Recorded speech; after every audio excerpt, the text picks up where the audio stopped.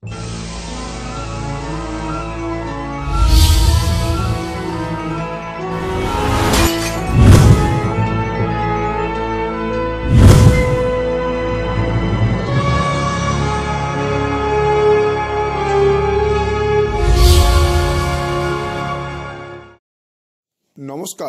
আপনারা দেখছেন কড়া খবর। এখন কড়া খবরে দেখুন, কলকাতার ভারত সভা হলে ওয়েস্ট বেঙ্গল স্টেট কমিটি আয়োজিত হিন্দ মজদুর কিষাণ পঞ্চায়েতের বর্ধিত সভা। আজ 9ই জানুয়ারি 2025 হিন্দ মজদুর কিষাণ পঞ্চায়েত পশ্চিমবঙ্গ রাজ্য কমিটির বর্ধিত সভা অনুষ্ঠিত হয়ে গেল কলকাতার ঐতিহাসিক ভারত সভা হলে। বর্ধিত সভার উপস্থিত ছিলেন হিন্দ মজদুর কিষাণ পঞ্চায়েতের রাষ্ট্রীয় সভাপতি এল কালাপ্পা, রাষ্ট্রীয় সাধারণ সম্পাদক অসীম রায়, রাষ্ট্রীয় সম্পাদক প্রফুল্ল মাহাত্রে, রেল মজদুর ইউনিয়নের রাষ্ট্রীয় সাধারণ সম্পাদক রাজেন্দ্র সিং। এছাড়া আমন্ত্রিত অতিথি হিসেবে উপস্থিত ছিলেন নাবার্ডের প্রাক্তন chief general manager Shivshankar Saha, Paschimbanga রাজ্য কমিটির সাধারণ সম্পাদক অশোক দাস, পশ্চিমবঙ্গ রাজ্য কমিটির সহসভাপতি সজল অধিকারী, রাজ্য কমিটির নেতা রাজকুমার কুমার, মানিক দাস, চিন্ময় ঘোষ, সঞ্জয় বড়ুয়া, বিশিষ্ট শ্রমিক নেতা দেবরাজ মাহাতো, মানবাধিকার অ্যাক্টিভিস্ট মোহাম্মদ শামসুজ্জামান, সত্যনারায়ণ পাণ্ডে, উদয় ভান পাঠক, হান্নান শেখ, বিশাল বাবু, রঘু সিংহ, কার্তিক সাহা, আসাদ আলী খন্দকার সহ অন্যান্যরা। উক্ত সভায় সভাপতিত্ব করেন কৃষ্ণ প্রতাপ সেন। এই সভায় কেন্দ্র রাজ্য সরকারের কাছে বিভিন্ন দাবি পেশ করার প্রস্তাব গ্রহণ করা হয়। ধানের মিনিমাম সাপোর্ট প্রাইস, অর্থাৎ কৃষকদের ধান কেনার জন্য রাজ্য কেন্দ্রকে অধিক অর্থ প্রদান করার দাবি জানানো হয়। পরিযায়ী শ্রমিকদের কেন্দ্র সরকারকে পরিচয়পত্র প্রদানের দাবি জানানো হয়। আলুর এমএসপি নির্ধারণের জন্য কেন্দ্র রাজ্য সরকারের কাছে দাবি জানানো হয়। কৃষি পণ্য অবাধে ভারতের সব রাজ্যে যাতায়াতের অধিকার প্রদানের দাবি জানানো হয়। চা বাগান শ্রমিকদের চাকরির সুরক্ষা প্রদানের দাবি জানানো হয়। অসংগঠিত শ্রমিক, রেল সহ সকলের জন্য কেন্দ্র রাজ্য সরকারের ন্যূনতম জনমুখী নীতি প্রণয়নের দাবি সহ বিভিন্ন বিষয়ের ওপর সর্বসম্মত প্রস্তাব গৃহীত হয়।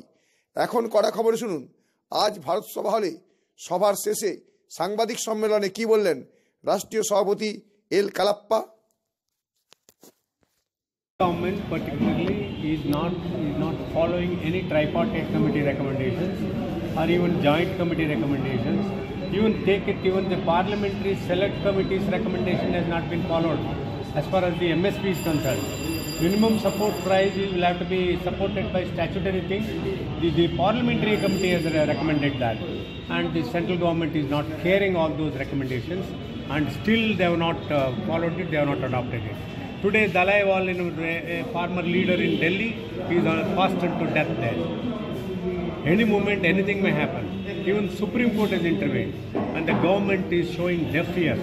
That is very unfortunate. Narendra Modi government is now only supporting corporates in this country, and all his policies are pro-corporate.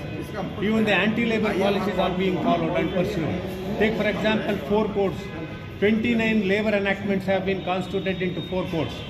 Unfortunately, the central trade unions, including Hind Mazdoor Kisan Panchayat, pressurizing the central government to scrap all those things, because they have passed the bill in the year 2020, but so far they have not been able to frame the rules. Why? Because all the central trade unions have opposed it, and even today, this year, they are planning to implement all those codes, but they are totally anti-labor, and we have decided to protest against the central government, all the central trade unions throughout the country. We are already planning a massive demonstration throughout the country. Imagine one day if the industry is down, 45,000 crores are government is going to lose. That much loss is going to happen if the industry is closed down for one day. For one day, imagine. And the central government is not bothered about that. There's only all this. See, the federal government, and then they should have faith in democracy. They should listen to people when they are for the people. They should work for the people only. And very unfortunate thing, a lot of anti-working class policies, anti-farmers policies are being pursued, and their sole intention is to support Adani and Ambani in this country. Even the small MSMEs are being closed down. Many MSMEs, they have not been able to sustain. Packages have been declared, but it has not reached them. রাষ্ট্রীয় সভাপতি এল কালাপ্পার কথা তো আমরা শুনলাম, এখন শুনবো রাষ্ট্রীয় সাধারণ সম্পাদক অসীম রায় সাংবাদিক সম্মেলনে কি বললেন। প্রথম হচ্ছে কি আমরা চাই কি এখন যেভাবে কথাটা হলো কিষানদের নিয়ে যারা এখানে কাজ করে তাদের নিয়ে কিষানদের নিয়ে সেখানে যতগুলো প্রবলেম আছে সেই প্রবলেমগুলোকে যাকে বলবো একটা ফেডারালিজম ফ্রেমওয়ার্কের মধ্যে ওটাকে ওর একটা সলিউশন আনা উচিত।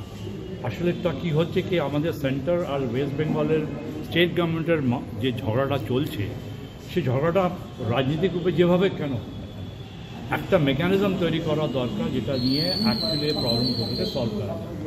আমাদের এখানে দাবি হচ্ছে কি বোথ সেন্ট্রাল গভর্নমেন্ট আর স্টেট গভর্নমেন্ট কোনো রকমের যেন কোনো একটা কিছু তৈরি করে, কোনো মেকানিজম কমিটি তৈরি করে, কোঅর্ডিনেশন কমিটি তৈরি করে যেটা বায়োল্যাটারাল হোক, যেটা সেন্ট্রাল গভর্নমেন্ট অ্যান্ড স্টেট গভর্নমেন্টের সাথে দুজনের থেকে অফিসার্সরা থাকুক, মন্ত্রিমণ্ডলরা থাকুক, যেটা নিয়ে এই যে প্রবলেমগুলো আসছে সে প্রবলেমগুলো যেন সলভ হয়। কারণ কি আজকে কী হচ্ছে কি যারা কিষান তারা কিন্তু সব যেমনি এখন বলা হলো সেরকমের প্রশ্নগুলোকে যেগুলো প্রবলেম সেগুলোকে সলভ হচ্ছে না। এখানে আমরা জানি কি নারেগার পয়সা দেওয়া হয়েছে, এখানে আমরা জানি কি রাইট টু ফুডের মধ্যে যারা আছে তাদেরকে সেরকমের যেন যারা যেরকম পাওয়া উচিত সেন্টার থেকে সেটা পাওয়া হয়নি।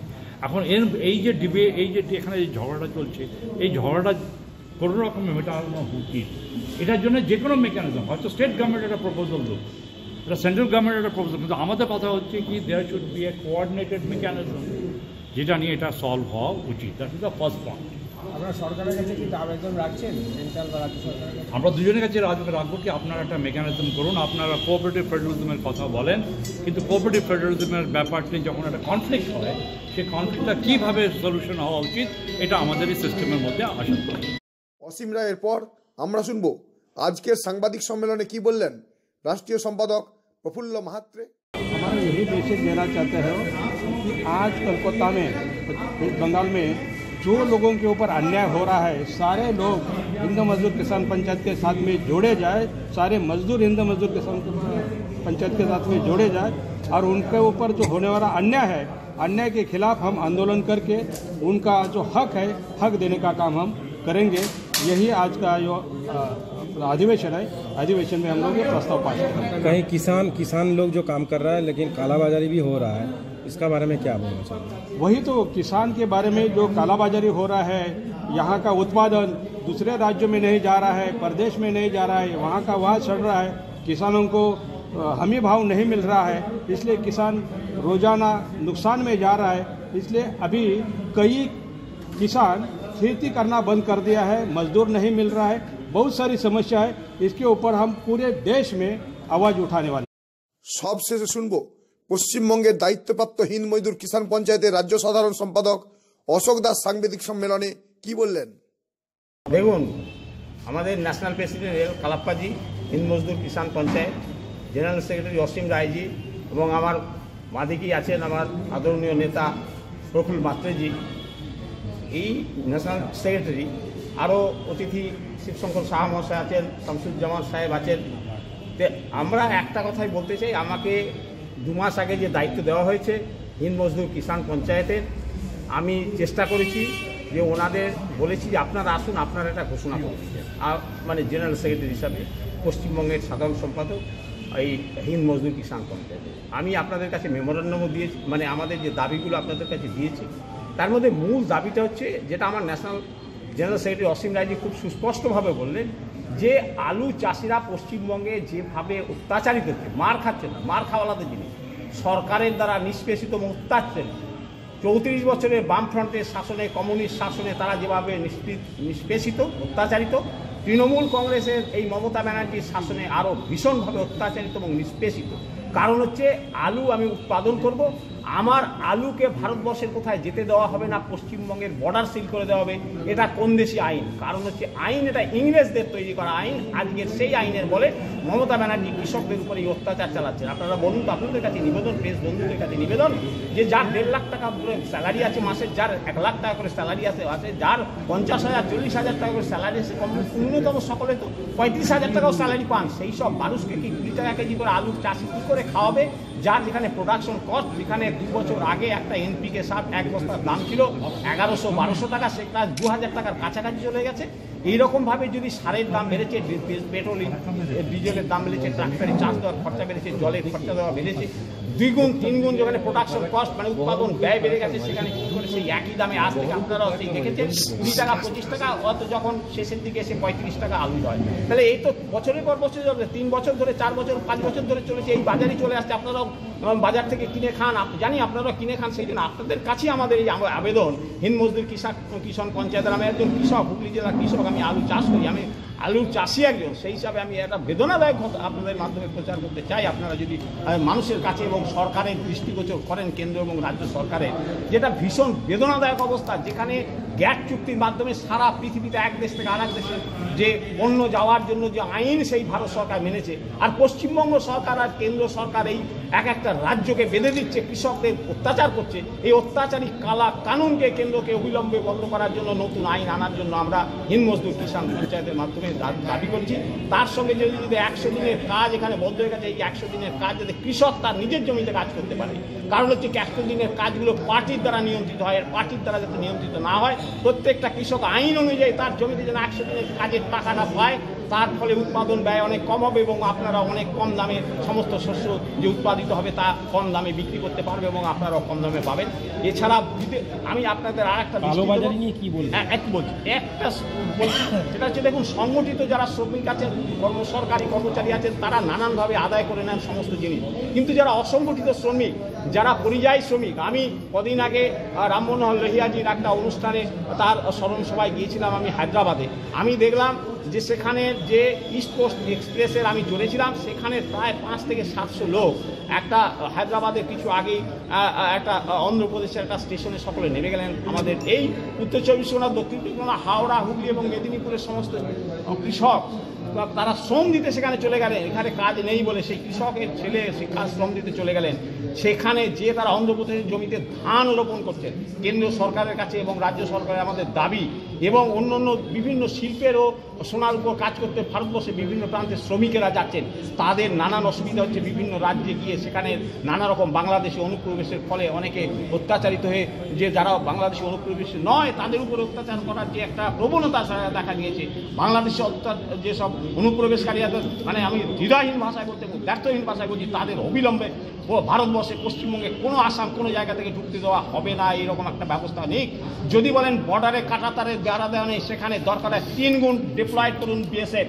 ভারত সরকারের যেসব বিভিন্ন জায়গায় যখন টাকা আপনারা নয়ছয় করতে পারেন অন্য বিষয়ের জন্য, তখন সীমান্তের নিরাপত্তার জন্য কেন 3 গুণ 4 গুণ সেনাবাহিনী এবং এই বিএসএফ ডিপ্লয়েড করে কখনো অনুপ্রবেশকারী বন্ধ করা হবে না। কৃষকের দুরবস্থা ঘোচাতে মিডিয়ার কাছে কী আহ্বান জানালেন হিন্দ মজদুর কিষাণ পঞ্চায়েতের পশ্চিমবঙ্গ রাজ্য কমিটির সাধারণ সম্পাদক অশোক দাস, তাই শুনুন এবার। সব যে উৎপন্ন করছে সেগুলো লোকহিতের, আপনারাই বলেন অন্নদাতা কৃষক, তো সেই অন্নদাতা কৃষককে বাঁচিয়ে রাখা আপনাদেরও যে প্রেস মিডিয়া বন্ধু সাধারণ মানুষ সকলের দায়িত্ব অন্নদাতা কৃষককে বাঁচিয়ে রাখার জন্য এই সরকারের উপর, কেন্দ্র এবং রাজ্য সরকারের উপরে আইন প্রণয়ন যাতে তাদের দিতে হয় তার জন্য আবেদন জানাচ্ছি। অসংগঠিত শ্রমিকদের যাতে ঠিক মজুরি এবং তাদের কল্যাণের জন্য, স্বাস্থ্যের জন্য বীমা যোজনা ঠিকভাবে তারা পায়, এই আবেদন আমরা হিন্দ মজদুর কিষাণ পঞ্চায়েত পশ্চিমবঙ্গ রাজ্য কমিটির পক্ষ থেকে নেতাজি সুভাষচন্দ্র বোস, রাম মনোহর লোহিয়া, জয়প্রকাশ নারায়ণ, প্রফুল্লচন্দ্র সেন, আমাদের জর্জ ফার্নান্ডেজ এবং মধু দণ্ডবাতে যারা কৃষক এবং শ্রমিকদের জন্য আন্দোলন করে গেছেন, তাদের স্মৃতিতে স্মরণ করে তাদের মালা দিয়ে পুষ্পস্তবক দিয়ে সংগঠিত করে আমরা সেই শ্রদ্ধাঞ্জলি নিবেদন করার পরে এই ঐতিহাসিক ভারত সভা হল এখানে আমরা আমাদের ন্যাশনাল প্রেসিডেন্ট, আবারও বলছি, এল কালাপ্পাজি, অসীম রায়জি, মাস্ট্রেজি, আমার ঝাড়খণ্ডের যে প্রেসিডেন্ট এসছেন যে ডিপি লালাজি, আমার শ্রদ্ধেয় দাদা যে মহারাষ্ট্র থেকে এসছেন ভোলাজি, মহারাষ্ট্রের এইচএফকেপির ভাইস প্রেসিডেন্ট, এবং আমার যে শিবশঙ্কর সাহা মহাশয়, শামসুজ্জামান সাহেব, যারা আমন্ত্রিত অতিথি হিসেবে এবং সমস্ত বৌদ্ধ স্টুডেন্ট চলে গেলেন, তো যাই হোক, সময় দিতে পারেন, আপনারা বুঝতেই পারছেন সংক্ষেপ সময়ের মধ্যে এত বড় বড় সমস্ত নেতা। আমি তো অভিভূত যে আমার ন্যাশনাল পার্টি পুরো আজকে পশ্চিমবঙ্গে এসেছেন আমাকে এই দায়িত্বভার দিয়ে দেওয়ার জন্য।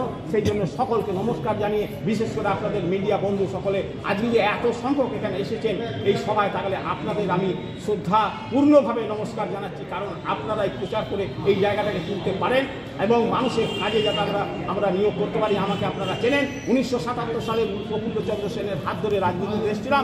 আজকেও সেই সমাজবাদী আন্দোলনের মধ্য দিয়ে আমি চলেছি। জর্জের অনুগামী, চন্দ্রশেখরের, প্রফুল্ল সেনের, কর্পূরী ঠাকুরের অনুগামী। আমি সেই কাজটা যাতে করে দিতে পারি, সেই আশীর্বাদ আপনারা করুন। এই আপনি কি আপনার খবর সরাসরি সম্প্রচার করতে চান অথবা আপনার এলাকার খবর দেখাতে চান? তাহলে যোগাযোগ করুন কৃষ্ণপ্রসাদ পাত্র, ফোন নম্বর 8622800252 অথবা 8282860856 এই নাম্বারে, অথবা অর্জুন সেন CPRO, ফোন নম্বর 9433138840 এই নাম্বারে।